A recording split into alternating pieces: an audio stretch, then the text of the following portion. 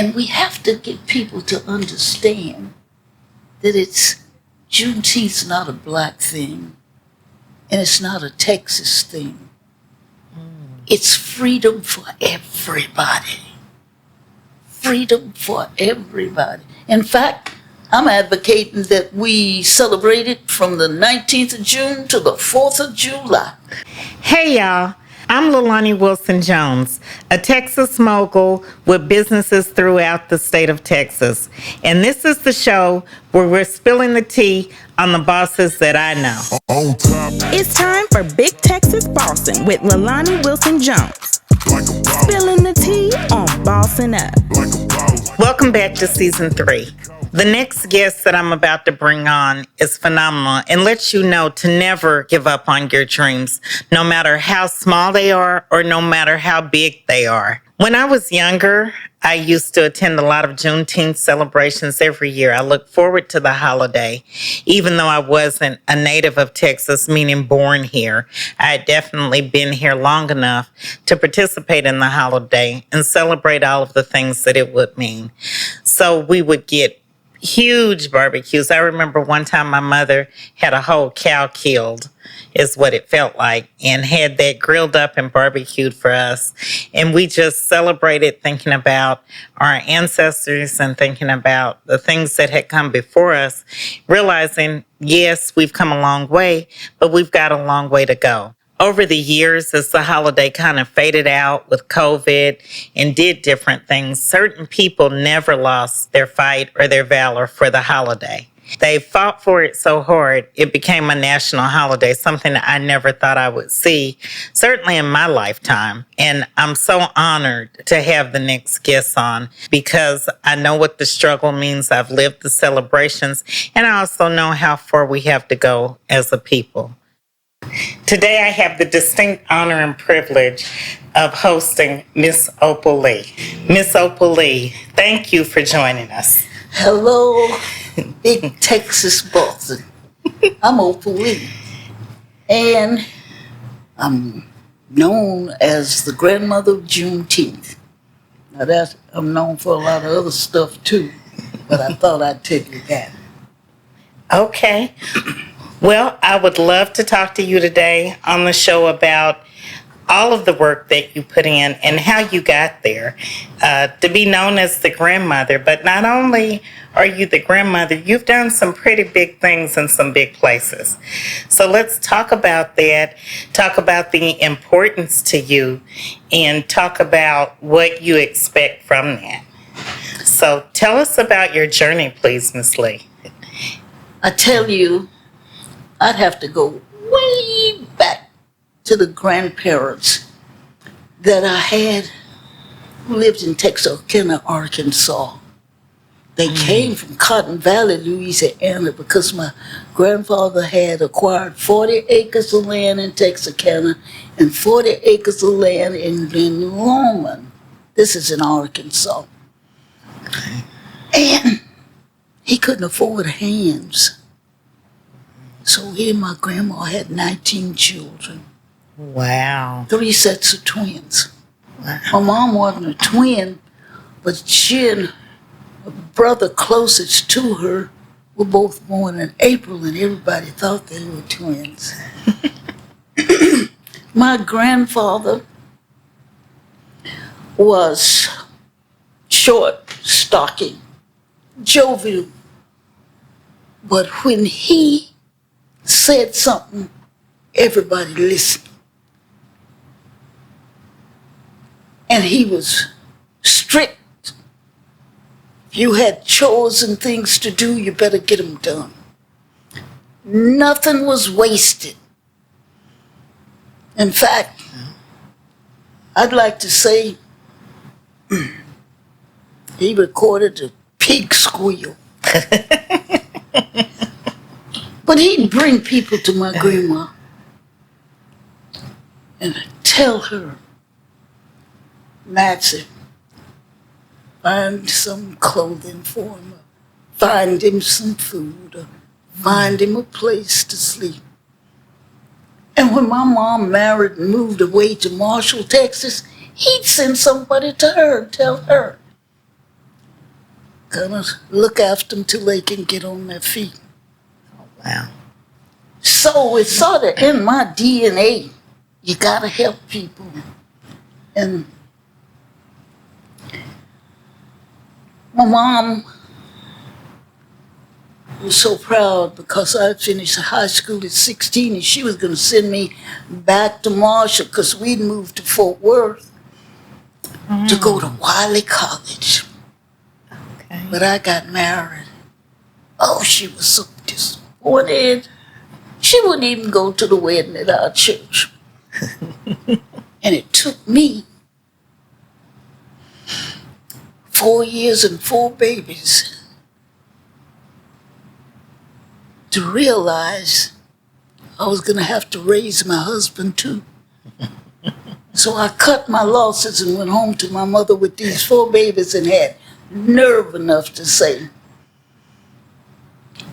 I'm ready to go to college now.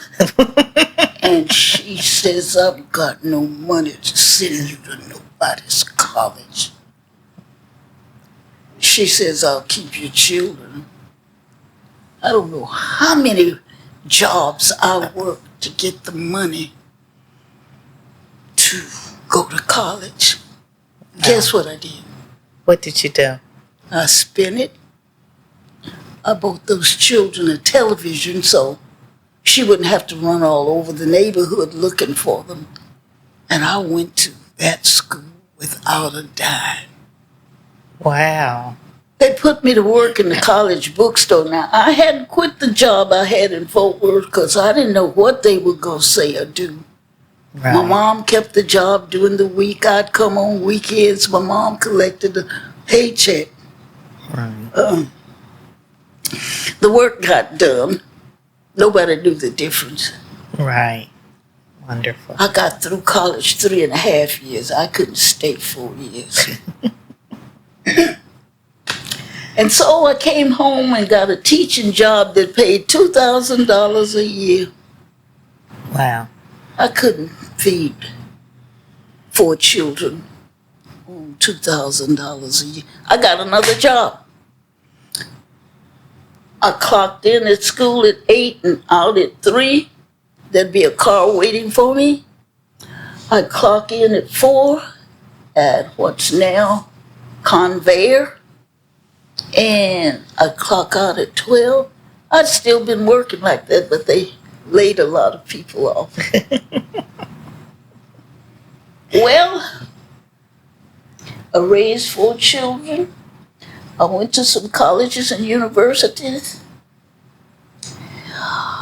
I helped start a food bank. I got a farm. But I ran into some people. And one was Lenora Rolla, tall, straight, in her 90s, didn't wear glasses. And the city of Fort Worth had asked her to gather all the materials written about what blacks had contributed to Fort Worth, and she couldn't find anything written. Wow. Absolutely nothing. So she started the Tarrant County Black Historical and Genealogical Society. And one of its programs was Juneteenth. Oh, I remember Juneteenth in Little Sycamore Park. 3 days where we had 30,000 people, 10,000 people a day. Wow. The Historical Society took exhibits to the park. I don't think anybody paid them any attention. But did we have fun? Now, when it was time to go home, Yes. well, they'd pull a plug. And we knew when the lights went out, it was time to go home. Except this time, I got on a flatbed truck and put that plug back in, and we partied till dawn. Wonderful. Do you know what year that was, roughly? Oh, sweetie, don't ask me about years. I know when I was born, 26. Other than that. But it had to be the 50s, the 70s, she tells me, the 70s. Okay. Well, I met a Dr. Ronald Myers. And Dr. Myers was adamant about Juneteenth being a national holiday. Wow. He's responsible some 42 or 43 of the 50 states having Juneteenth celebrations. Oh, wow. He was a medical doctor, he was a minister, and a jazz musician all rolled into one. Doc was somebody. Was Doc black? Doc, yes. Okay. Yes, he was. Well, I think a little Doc rubbed off on me because that's what I decided at about 89 years old, that maybe there was something I hadn't done that I needed to do. And so I came up with this idea that if a little old lady in tennis shoes was walking from Fort Worth, Texas to Washington, D.C., somebody would take notice. That's 1,400 miles. Right. And I started walking. I walked from Fort Worth to Arlington, to Grand Prairie, to Dallas, to Box Springs, to Chopper. My team says, you won't be doing it like that. And the reason was somebody had offered us an RV so I wouldn't have to go to the motels. They changed their mind. They decided what I was doing was too political. They kept that RV. But my team said, you'll only go where there are Juneteenth observances and where you were invited. I was invited all over these United States. Wonderful. I had such a wonderful time.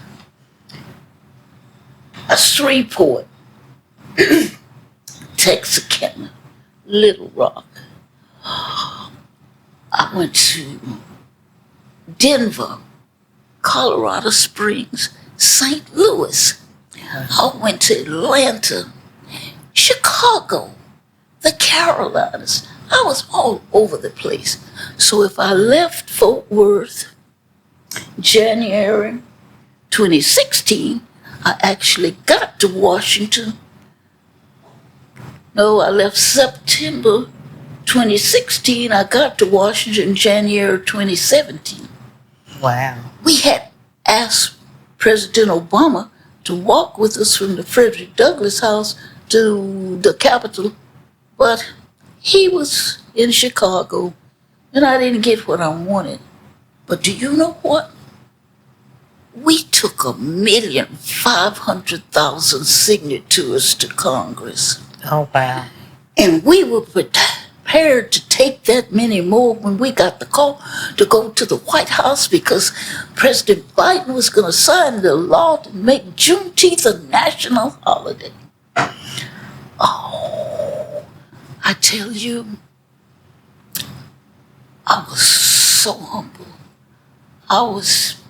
I tell you, I still pinch myself to see if it really happened, and it did. Right. What were you doing the day you got the call? Oh, girl, I don't remember that. I just remember that we got on a plane so fast. If he called my granddaughter, Dion, one day, the next day we were at the White House. Wow. Mm-hmm. That was super fast. Yes, it was. But I am so thankful that it's a holiday, and I think maybe Dr. Myers is kind of smiling down and says it's about time. Absolutely. Absolutely. He gave the baton to the right person to carry on the work. Well, I'm going to pass it on to some of you other youngsters, you understand? As you should. Mm-hmm. And we know there's more work to be done, but I mean, this is a huge feat. How does your family feel?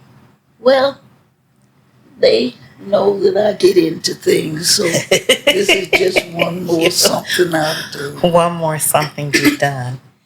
Okay. I mean, this is huge. Let's talk about how you became a Nobel Peace Prize nominee and what that call was like. Well, I didn't realize that Congressman Vesey and a lot of legislators signed off on my being a Nobel Peace nominee.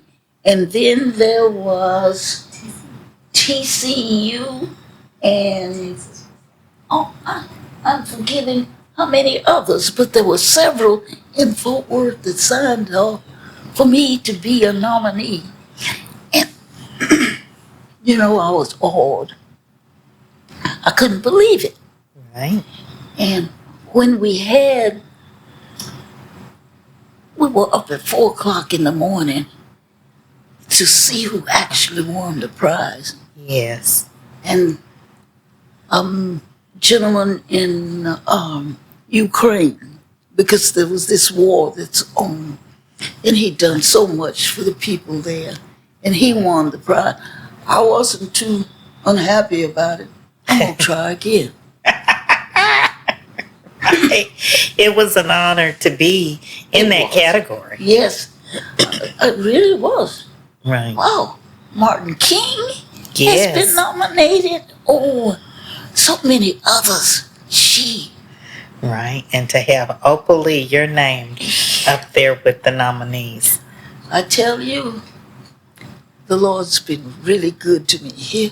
Yes, absolutely. Absolutely. All right, y'all. Before we continue, Altruist Home Care Solutions is one of the top accredited home health care agencies servicing North and East Texas. With over 25 years of caring for Texas families, Altruist network of staff has become the preferred provider of physical and occupational therapy, wound, post-surgery, and primary care within the comfort of your home. Altruist Home Health Care works in conjunction with you, your loved ones, and your primary care physician to provide stellar care with honor and integrity. For more information on our services, visit our website www.altruisthhc.com or call us at 214-328-8600. Now back to the show. now I heard you were working on another project. All of that wasn't enough for Miss Opal Lee. She has to stay busy. Well, I've had a tiny little Juneteenth museum on some property I have at the corner of Rosedale and Heaven. Yes. Looks like the hind heels of hell, but it's got some good stuff in it. Oh, it's got. However, they're moving it out today and storing it because we're going to have the National Juneteenth Museum on that corner. In fact, we've acquired that city block, except for the church, Mount Zion Church. And they say we'll be in it 2025. I want them to raise the money so we can be in it 2024. And we have to raise $70 million. Wow. Now, you need to know this.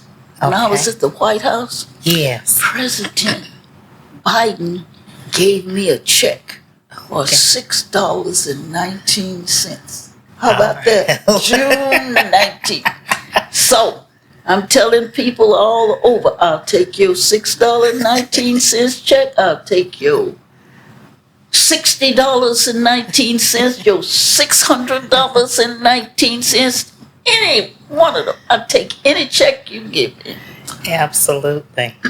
So this is money for the foundation that will build the museum. Yes, yeah. Awesome. And Awesome. so, they can send, I think, their donations to the National Juneteenth Museum is where you send them. Don't send it to me. Send it to the National Juneteenth Museum, for heaven's sake. Okay. Okay. The National Juneteenth Museum.org and make a donation. Yeah. Mm-hmm. All right. Well, we've got to get this money raised. How much have we raised so far? Well, the city has given us $15 million, I think. Okay. And the county is going to give us some millions. They just haven't said how much. And we figure we got to raise about $40 million in our neighborhood, Fort Worth, Dallas, Right. Oh, and absolutely. then we'll go out to the nation and asked them for 30. Okay. Yeah. Okay. Well, we've got our work cut out, but we can definitely get there. All right. You've got a lot of heavy hitters in Texas, and we can knock on doors and ask. We do have. Yes, absolutely. That is wonderful. Now, what are some of the plans for the big museum? Oh, listen. I don't know whether Dion over there could tell you so much about it, but I know that there's going to be something in the museum from all 50 states concerning what they do with Juneteenth. Now, you know that a General Gordon Granger with several thousand colored troops, they called them then, made their way to Galveston, where there were 250,000 enslaved people. And so, when he got there, and those men spread out to tell everybody that the enslaved was free, Yes. and when some of them came in from work, and General Granger had nailed this General Order Number 3 to the door of what's now Reedy Chapel AME Church, Yes. and it said, all slaves are free. We started celebrating, and we've been celebrating ever since. You know that. And so there were other states that weren't free. Do you know that the United States had to have treaties with the Indians in Oklahoma before they freed their slaves? Oh, wow. And so that came after the 19th of June in 1865. And then there were border states that weren't freed until the 13th Amendment. Wow. Yeah. And so, after these people were freed and they started celebrating Juneteenth, and we have to get people to understand that Juneteenth's not a black thing, and it's not a Texas thing. It's freedom for everybody. Freedom for everybody. In fact, I'm advocating that we celebrate it from the 19th of June to the 4th of July. Now, we could celebrate. Sounds like my kind of party. All right, all right. Yes. What do you see for the future in America with respect to black power, black people, black freedom, black rights? Well, what I think's going to happen after a while, they used to call us the melting pot, and we're going to melt some more, because freedom is not a black thing. Freedom is for everybody. And I'm talking about the immigrants who are coming in need the freedom that we can give them. I'm talking about Filipinos and Asians and Mexicans and all kind of freedom. White folk too. They seem to have a hell of more freedom than the rest of us, but we need some of the freedom they've got. Freedom where we can get decent health care. Some of us can get it and some of us can't. Right. Freedom. We're the richest country in the world, and there's no need to have homeless people and people who can't find jobs and climate change that we are responsible for. And if we don't do something about it, we're all going to hell in a handbasket. Civilizations have come and gone, and we're going to do the same darn thing if we don't take care of our earth and quit wasting. Oh, I tell you, my grandpa taught us everything had to be used. Nothing did not have a purpose. I tell you, they said he was talking about recording a pig squeal. Was your grandfather born into slavery? No, but his father Was a slave? and his mother was a runaway slave. And she came with the name, she gave him the name Zachary Broadus, Brodous. Nobody in that community was named Broadus. So we think, I haven't tried to figure it out yet, that she was from a Broadus plantation. I've read that Harriet Tubman was from a Broadus plantation. Oh, wow. I'm trying to make that happen, but I haven't. Make the connection. Okay. Well, I'm sure if it's there, you'll get to the bottom of it. Yes. So what else do we have on the horizon? Are we slowing down anytime soon, or? No, that museum, I got to raise that money for that museum. And we've got a team of young people. And you got to realize you're all young people if you're not 96. And I got a team of young people who are really, I don't know how to say it, they are adamant about getting this done ASAP. Right. As they should be. What do you think the future holds for young people? If I want young people to understand that they should make themselves a committee of one to change somebody's mind. We know people who aren't on the same page we're on. Change their mind. Now, it ain't gonna happen in a day. You gotta work at it. But if people can be taught to hate, they can be taught to love. Absolutely. And just think, if we took 1,500,000 signatures to Congress and we were ready to take that many more, don't you know 3 million people can turn this country around? You're and it right. needs turning. It does. It does. And there are a lot of things. What are the top things you see that need change in our country?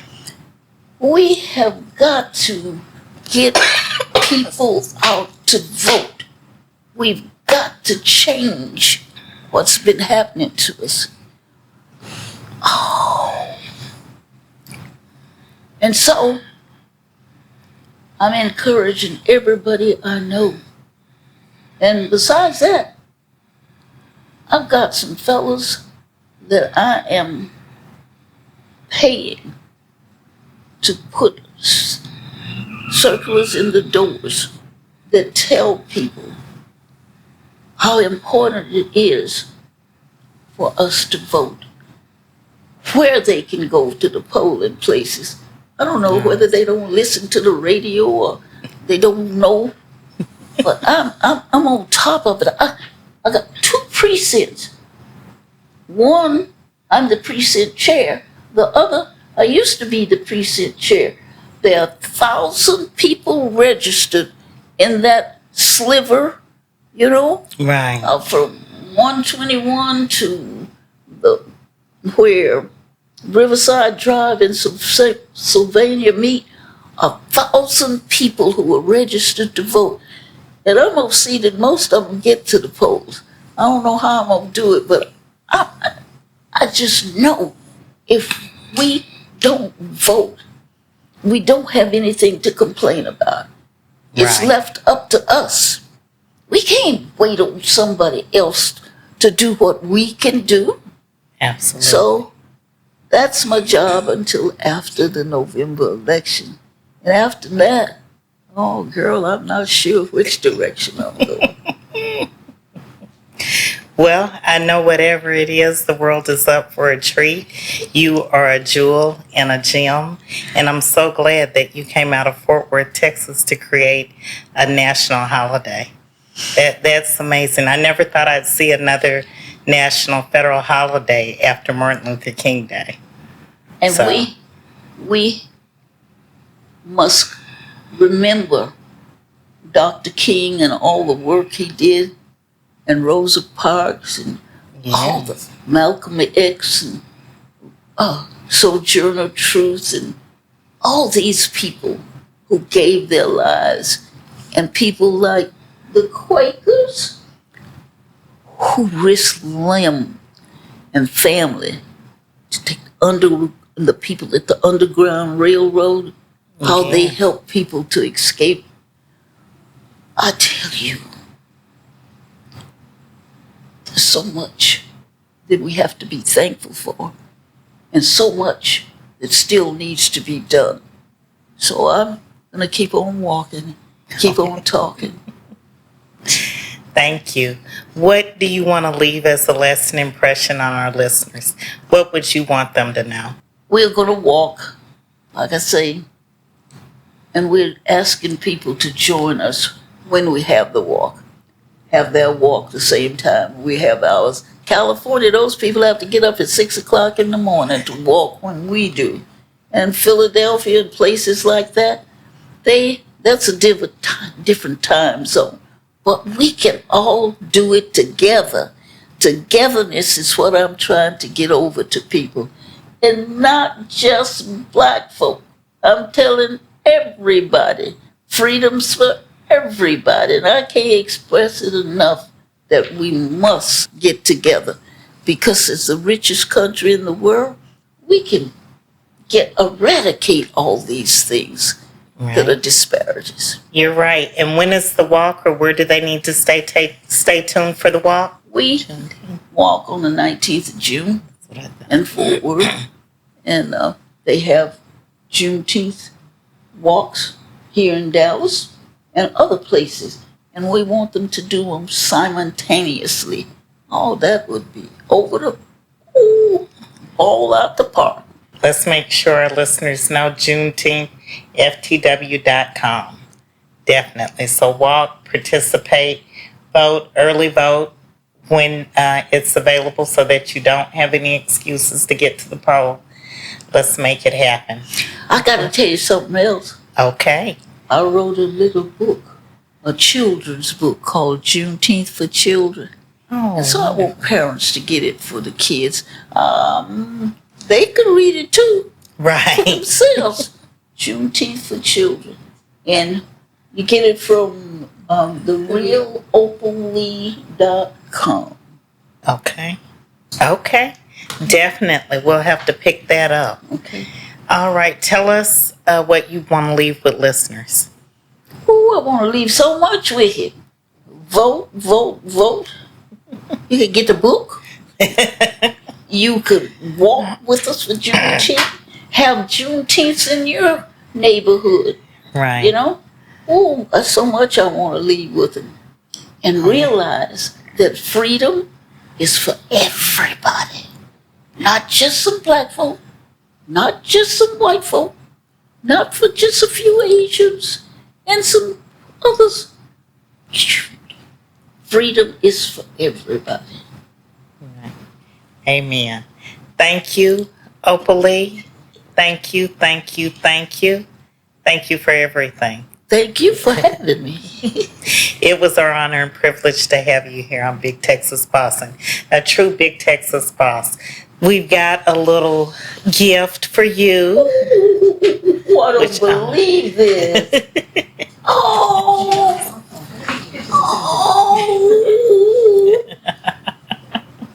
Good gracious. Oh, these are beauties. Yes. Thanks for tuning in to Big Texas Bossin Podcast. If you like these conversations, be sure to subscribe on YouTube and follow us on all social media platforms at Big Texas Bossin. Tag us on social at #BTB.